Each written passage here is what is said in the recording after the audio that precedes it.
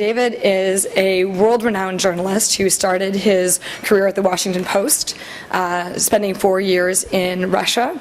And since 1998, David has been the editor of the New Yorker magazine, and he has led the New Yorker to receive more than 24 national or international awards for excellence in journalism, including Advertising Age's Editor of the Year, which has been awarded to him.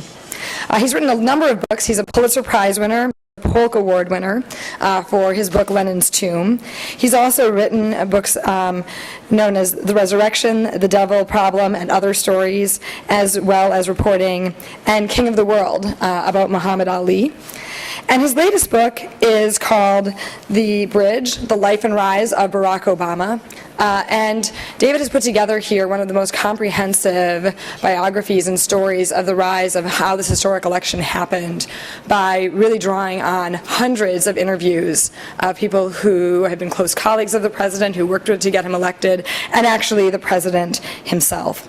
We're going to end the talk a little early at 1:50, so there will be time for book signings, and you can interact personally with David afterwards. And for the Q&A at the end, we'd like to ask everyone to use the microphones so the YouTube and VC audiences can participate. Please help me welcome David Remnick.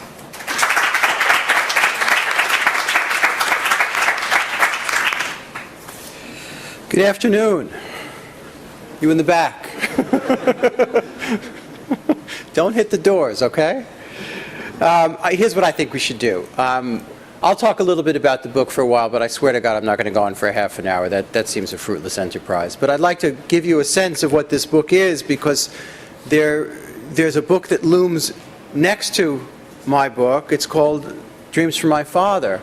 And it's a reasonable question to ask why somebody would attempt to write a book about Barack Obama very briefly into his presidency, where after all we're only about 15, 16 months into the presidency. What's this all about? Well, the historical dimension of Barack Obama's presidency, the most radical thing about Barack Obama is very simply something that we don't talk a hell of a lot about much anymore, is the fact that he's the first African-American president. And it is a remarkable fact of history, a remarkable phenomenon in history, that we have a kind of mechanism of forgetting some of the landmarks that have occurred very quickly because we're so immersed in the subjects of the here and the now. The subjects of healthcare, the subjects of foreign affairs, the subjects of financial regulation, and all the things that we're reading about on the front page of the newspaper. It's very hard to live in the now and in history at the same time and be very conscious of it. Why is it called The Bridge? The Bridge is the opening scene of the book. And it's something that introduces the themes of Barack Obama's career, the themes of the candidacy for the presidency. In 1965, very few will remember necessarily, in 1965, in March, there was an enormously important landmark in the civil rights movement. People in Selma, Alabama, marched for voting rights, or attempted to, led by SNCC, John Lewis, who's now a congressman in Georgia, and other leaders of the Southern Christian Leadership Conference, tried to begin a march across the state of Alabama from Selma, which had been a real seat of the Confederacy, to the state capital, Montgomery, where the governor sits. And the governor of that time, if you remember, was George Wallace. And on the first attempt to make this march, the demonstrators were met by a battalion of vigilantes and police, and they were beaten near to death, some of them. John Lewis's head was bashed in from the instant they started the march, and many others were beaten and gassed and hit by dogs, and all the rest of the iconic and very real incidents of the civil rights movement and moments of nonviolent resistance met by violent actions of the police. Several days later, the attempt to march from Selma to Montgomery was successful. It was led by Martin Luther King and other civil rights leaders, including, again, John Lewis. And Lyndon Johnson witnessed these spectacles, both of the violence and of the march itself, and enacted what we now know as the Voting Rights Act. Remember, African Americans in the South, in places like Selma, Alabama, in places in Georgia and Mississippi and all the rest, effectively, de facto, did not have the right to vote. They were thwarted by exams, all kinds of poll taxes, all the sort of preventative measures taken by the Southern leadership in the aftermath of Reconstruction that lasted until the mid-60s. So that moment in our history, now which seems to have receded in the past and receded in memory, was enormously and powerfully received by African Americans in the mid-60s and became a vital part of our history. And every year since 1965, there's been a reenactment of, a celebration of, both the Bloody Sunday, the March, voting rights, and every year people gather, led by John Lewis and other members of the Civil Rights Movement, to commemorate this incident. In March 2007, at yet another annual convening of this movement, Barack Obama, a newly minted presidential candidate, having just announced in Springfield maybe 6 weeks before, came to Selma. In Springfield, he had spoken to the entire nation. The metaphor that he used was Abraham Lincoln. When he came to Selma, the intention was to speak directly to the African American community. He did not have the black vote by any means wrapped up. In fact, he was being outdistanced by Hillary Clinton, of course. The Clintons had deep relations with the black vote, with black leaders, with people like John Lewis, and many, many other black leaders throughout the country, and for good reason.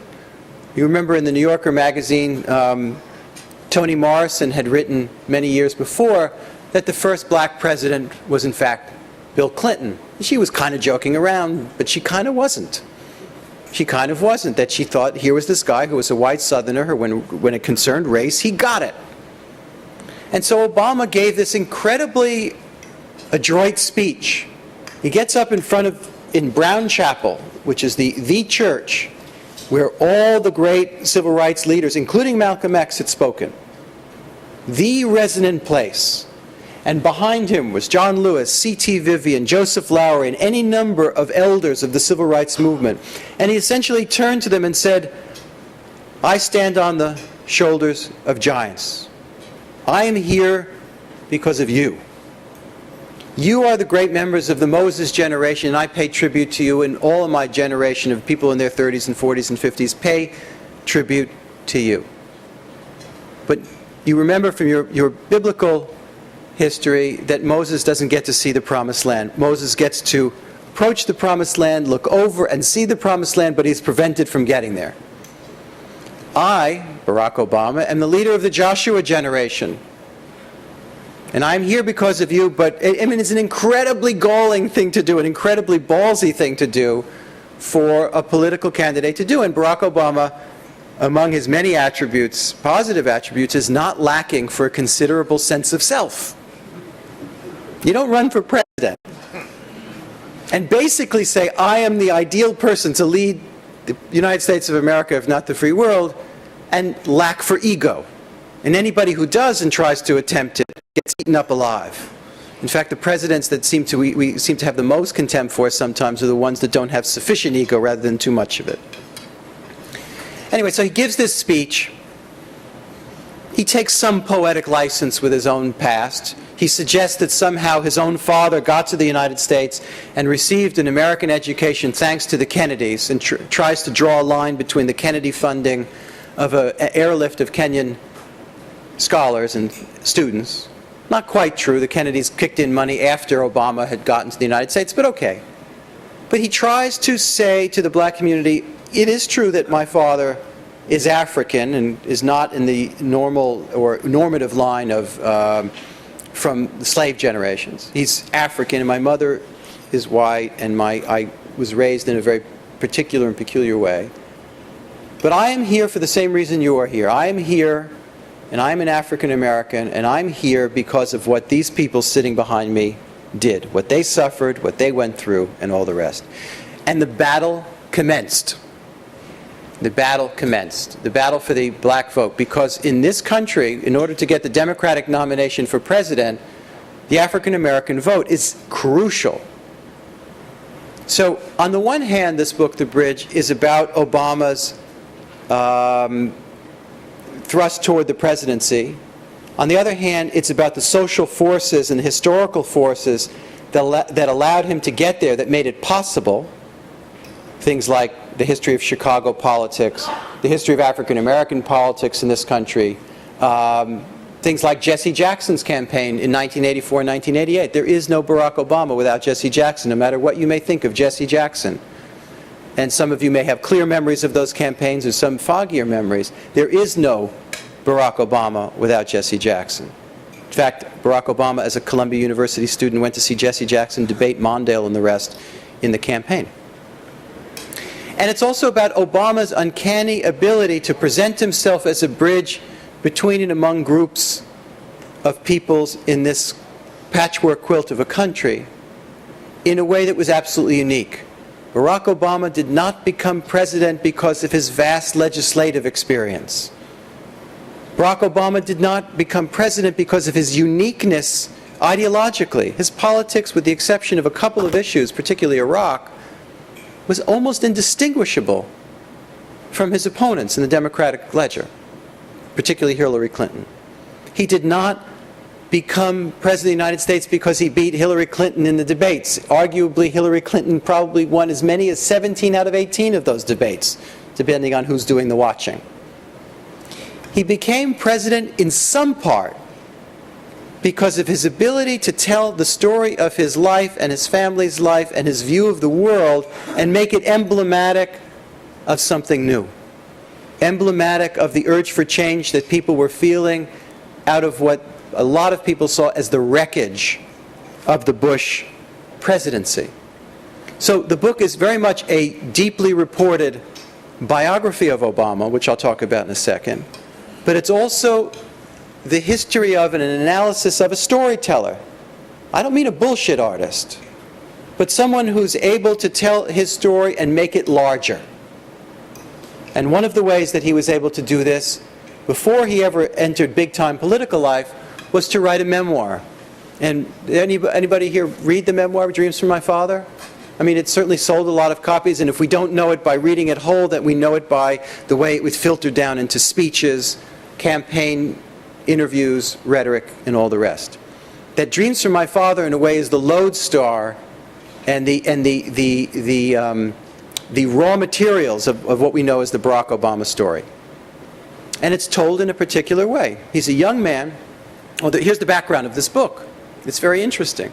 Barack Obama is not a great high school student. He's okay.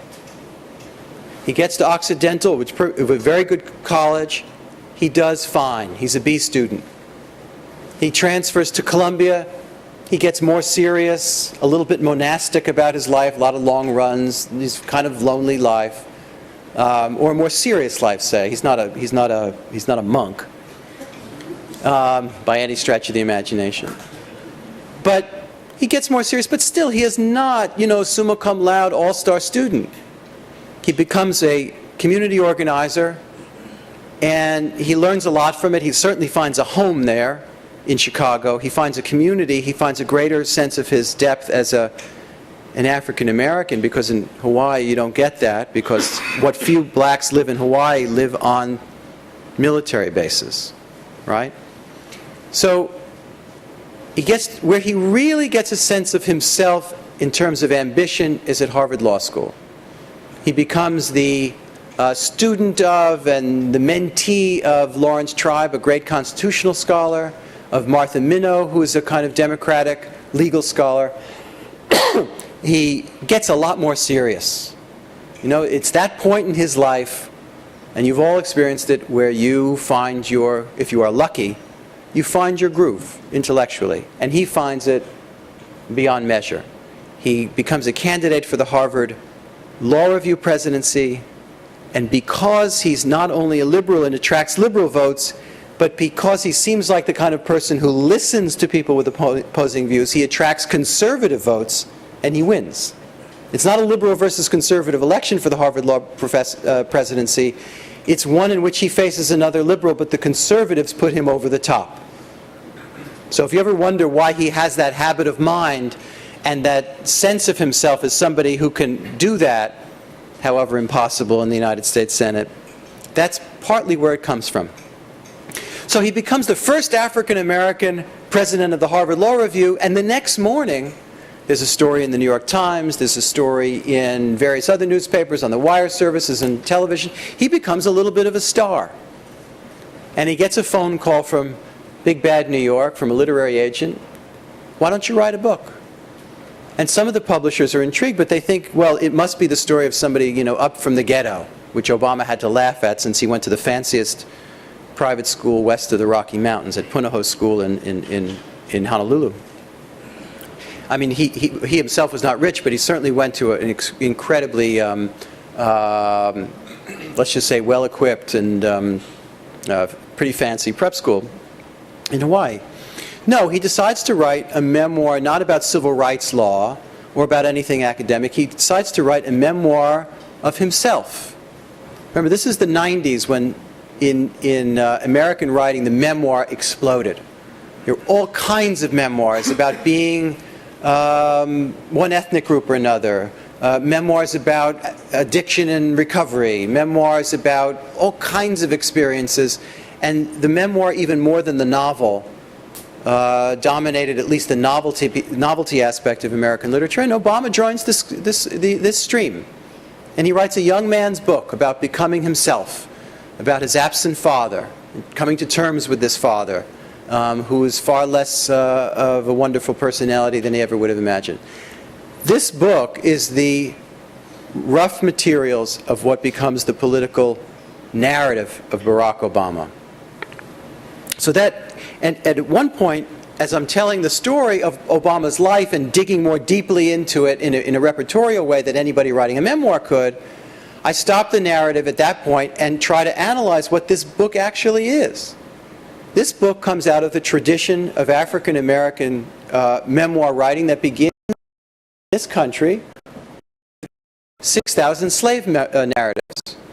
Frederick Douglass and all the rest. It becomes in the tradition of the autobiography of Malcolm X, which Obama read very, very carefully as a teenager, or Richard Wright, or James Baldwin, or Maya Angelou, or all these books that we know a lot about, Brent Staples, for example. And the book is a story about oneself. It's not fake, but it's crafted. He tells you the conditions of his book. I'm going to make up some names here or there. I'm going to fool around with the story to give it some shape. And it's written in 3 parts. And each part ends with Barack Obama in tears. It's not something we usually associate with Barack Obama. He's not usually the most emotive guy in the history of American politics. He's known for his cool more than he is for his heat. But in this book, each part ends with him in tears, whether it's because of his coming to the church of Jeremiah Wright, or because of his resolution about his feelings about his father, or his wedding to Michelle Obama on the south side of Chicago. It is an emotional book far more than it is a political book. It's a book about that very American phenomenon of creating one's self. Right? I wrote a book about Bob Dylan about 10 years ago, 12 years ago, called King of the World. And not Bob Dylan, about Muhammad Ali, excuse me. The future is now. Although Bob Dylan is an even better example of this, or just as good an example. Muhammad Ali is a kid from segregated Louisville who's a good athlete. That's who he is. But in order to create this thing called Muhammad Ali, he was Cassius Clay, of course, he plucks all sorts of things out of the cultural air and creates an identity for himself. He takes the braggadocio of the professional wrestler Gorgeous George, the speed and style of Sugar Ray Robinson, and on and on and on, and he creates and Malcolm X and Elijah Muhammad, and he creates this thing called Muhammad Ali. This happens in American popular culture all the time. Bob Dylan is a Jewish kid from the Iron Range of Minnesota named Robert Zimmerman, and he takes what he's hearing on the radio. Gene Vincent, Hank Williams. I mean, Jewish kids from Minnesota don't normally talk like this, right? They don't normally talk like Muddy Waters crossed with Hank Williams. He creates himself. He hitchhikes a ride to New York City, and he enters the bloodstream of Gertie's Folk City, and that's the story you know about him. Barack Obama, in a very similar American sense, does a bit of self-creating himself. Sometimes when we hear him speaking, it sounds like he's channeling the great black preachers of mid-century. How did that happen? Via Honolulu and Harvard Law School. He learned how to do it. In other words, he's a shapeshifter. We all are in some ways, right? We talk a certain way when we're with this group and a little bit different with this group. The greatest orator in American history did it. Martin Luther King Jr., easily the greatest orator that it's certainly in memory, would go into one kind of audience and make reference to Paul Tillich and Karl Barth and all the great tradition of European theologians, and he'd go to a very different audience, and it was pretty down and dirty, right? It was like a small southern church, and he'd speak in a different way, but he was genuine. The reason he was successful is that he was always himself. Barack Obama had to learn how to do that. This is not anything natural, any more than it's natural to become a great musician or a great athlete or a great writer. Politics, too, has its skill sets. And so Obama runs for state senate in 1996. That's the opening he finds. And he's not very good at it. He's just okay. But he's not running against anybody, and he succeeds, and he gets into the state senate. And when he decides to run for Congress in 2000, he runs against, in a great act of impiety, he runs against Bobby Rush, former Black Panther leader in the state of Illinois. Very popular, not a great congressman, but very popular. And Barack Obama gets his butt kicked. He is beaten by more than 2-1. And his wife and his friends, many of them, say to him, you know, enough. You are a very talented guy. You could do well and do good, which means you could make some dough, please. Thank you very much. And do good for the community. He interviews to maybe lead one of the big foundations in Chicago, which had a salary of $1 million and memberships and this, that, and the other thing. It would have been a pretty good life for Barack Obama. And he could give away lots of money to kind of do-good organizations. It's the Woods Foundation. And he's in the interview, and his hands start to shake. And comes out of the interview, and the head of the board says, you know, of course you can have this job, but you don't want to do this. And he said, thank God. His hands were shaking not because he was worried if he would get it. He was worried that he would get it, and that he would quash his dreams forever in politics. So he gets a kind of promissory note from his wife. One more chance. You can run for Senate in 2004. And here's where every big life in American politics or any other realm, that skill is involved, intelligence is involved, timing is involved, but sometimes luck is really involved. And in the try to look back in this. We look at it as if it were a great political triumph that he wins the Senate seat in 2004, but never forget the role of good fortune too. He runs in a crowded field in the Democratic primary race. The leading candidate, certainly the richest candidate, is a guy who made a fortune in the financial services and initially on blackjack, named Blair Hull. Blair Hull is kind of an empty suit in terms of politics. He doesn't have much to say about the issues. He's got a lot of dough, and he's spending it on buses and airplanes and signs and commercials, and he's in the lead. I mean, who's Barack Obama? He's a state senator. Nobody knows who he is. And he lost terribly in a congressional race. And it gets down and dirty to the end. The Obama team has not yet spent its money on media, and what happens? Blair Hull's divorce records are open, and let's just say they are filled with things that you wouldn't want to have aired in public. Namely that he had hit his wife and threatened her and all kinds of things that are disqualifying in American politics if we're lucky. And he just goes down in flames. Obama wins the Democratic nomination. Now he's going to face a Republican that looks very attractive, a kind of very good-looking Kennedy-esque conservative named Jack Ryan, who made a fortune at Goldman Sachs, And he's married, or had been married, to an actress named Jerry Ryan, wait for it, who's on, you all know what she's on, right? She's on in Star Trek, wearing a Lycra suit. She's a cyborg, is she? I think it's something like that. I knew you'd know. I knew you'd know. And their divorce records get opened up, and that's the end of Jack Ryan's campaign. Mention of French sex clubs is not something that's going to lead you to a great Republican Party career. So Obama now is 2 sex scandals ahead in the Senate race. And he faces, who do the Republicans come up with? Does anybody remember to face him? Alan Keyes, okay? Who couldn't beat a door if it were open. So by the time that candidacy was I forgot the other stroke of good luck.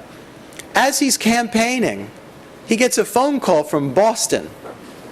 This is the John Kerry campaign. Would you like to give the keynote address at the Democratic Convention in Boston? We hear you're a very good speaker, and we're looking out to give the speech to somebody young and upcoming.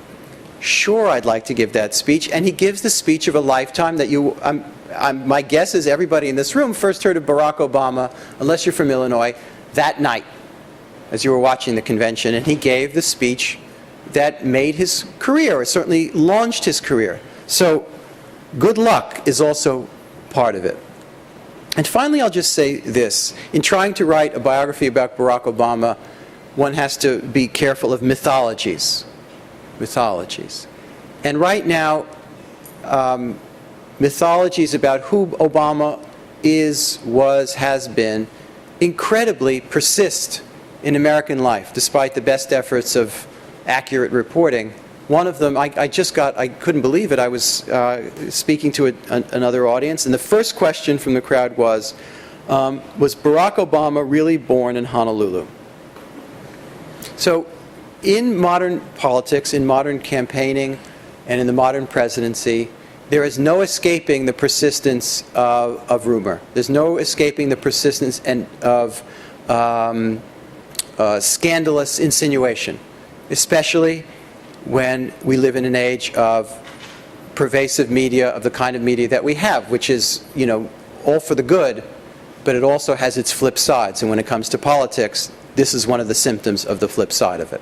So I'll stop there. It gives you a very sketchy view of what this book is, which I hope is a very deep biography that takes you from birth in Honolulu, by the way, exactly as advertised, to the door of the White House. After talking to hundreds of people around Obama, his friends, his enemies, his family members, to Obama himself. And I hope you get a chance to take a peek at it. So if anybody has some questions, or we can have a conversation about him, I'd be thrilled to entertain it. Sure.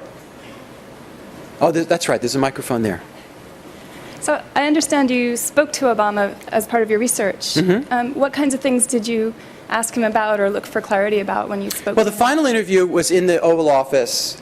And as you can imagine, interviews in the Oval Office are, they have a more formal feel than an interview on the fly in a hallway over a cup of coffee and, on the road. You're in the Oval Office, which is a striking feeling. I think maybe I was on a tour once and saw it for 3.5 seconds. And it's like an Edgar Allan Poe story. It's so quiet, and you can hear the click, click, click of a grandfather clock. And, you've got a limited time. And we talked in particular about the role of race in the campaign, which is a very complicated subject. And all this is in the epilogue of the book. And we also talked about some of what I was getting at the very end here, the persistence, ugliness of things on the fringes. And Obama is, he both good, bad, and indifferent. He's a very cool customer.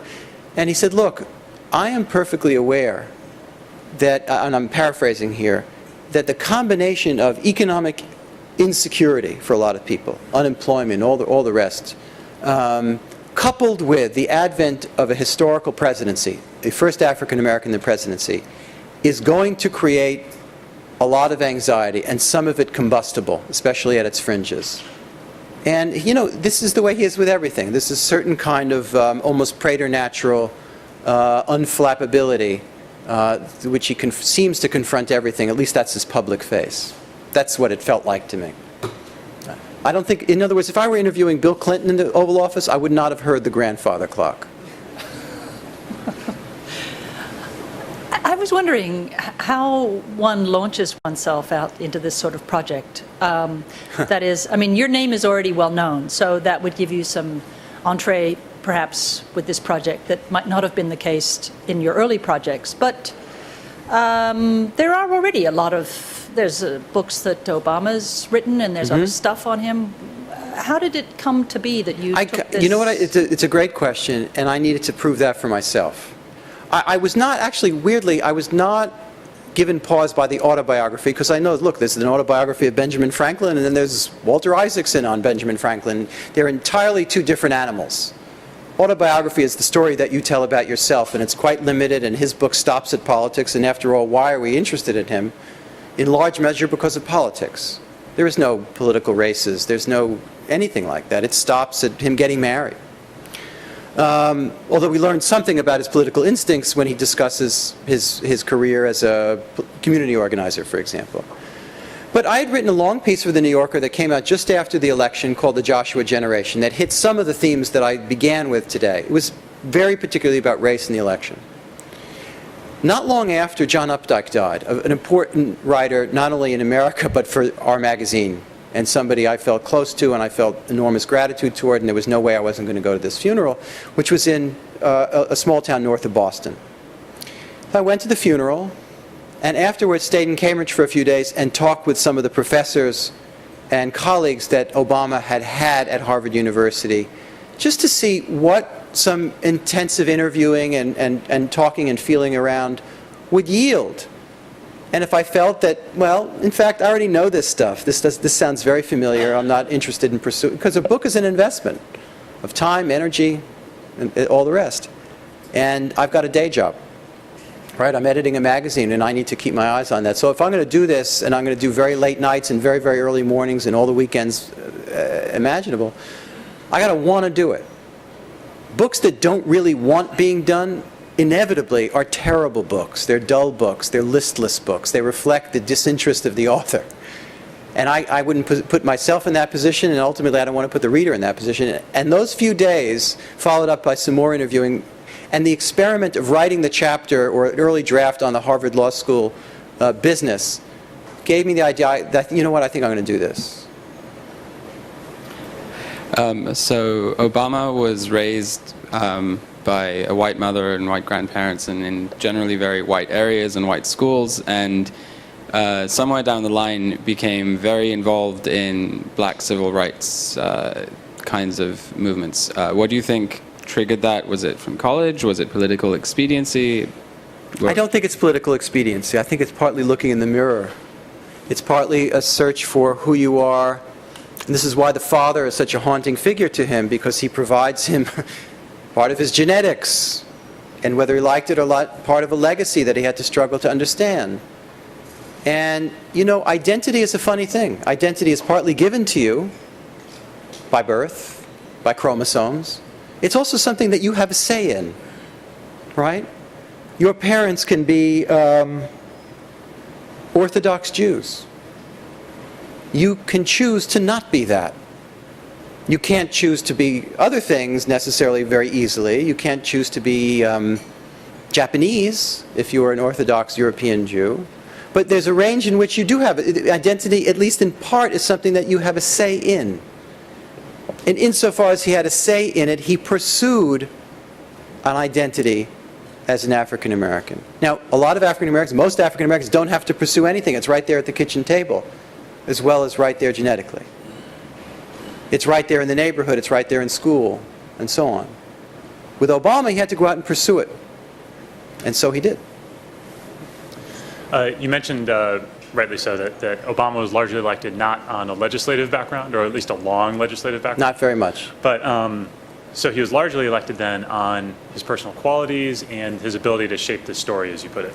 And many other things. And, Sure. and certain other talents. Look, he's not without. He was in the U.S. Senate. He was a state senator. There have been other presidents previously that did not exactly have unbelievably long careers. John Kennedy's one. I was just wondering, in your kind of But I will say that I did reject, even though I voted for him and magazine endorsed him, I thought it was unfair for people to dismiss the experience question as not on. I think it was very much on.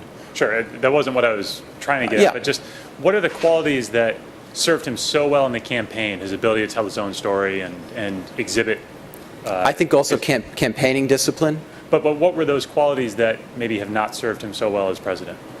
Well, I think that he has, to his chagrin, discovered that this habit of mind and emotion and his belief in his capacity to reconcile and square the circle all the time comes up against the hard reality of the nature of the Senate and the Congress, the nature of foreign leaders who are not to be reconciled necessarily. I don't think he's naive about this. I just think it's very different running for the Harvard Law School presidency than it is to try to deal with Mahmoud Ahmadinejad. But I'm not suggesting that I knew it and he didn't. I'm just suggesting that it's, and also the old saying about politics is that you run in poetry and you govern in prose. And this disappoints a lot of people, especially a lot of young people whose first political investment in their lives was an enthusiasm for Obama, and now they're sometimes disappointed in what this issue or that compromise or the other. Yes, sir. We should take these two and maybe wrap it up. Yeah. I want to first thank you for coming and for writing this book. And I wanted to ask you if your perception of the Republican Party's reaction to Obama and their obstructionism is in some way related to his ability to bridge gaps and to bridge different groups together, and if it is something that they really can't find a good way in ideologically, so they're finding a more... Well, I think it's a variety. I think you shouldn't make a cartoon of Republicans any more than we make a cartoon of people that maybe you feel closer to politically. I think there's sincere, earnest avenues of disagreement with Obama on all issues. I mean, that's good, however you may disagree with it. For example, on health care, it is completely legitimate to raise the issue of cost. It is not legitimate to raise the issue of death panels. So, one thing does not always equal the other. Okay? Yeah. All right. Listen, thank you for having me. This was a great pleasure.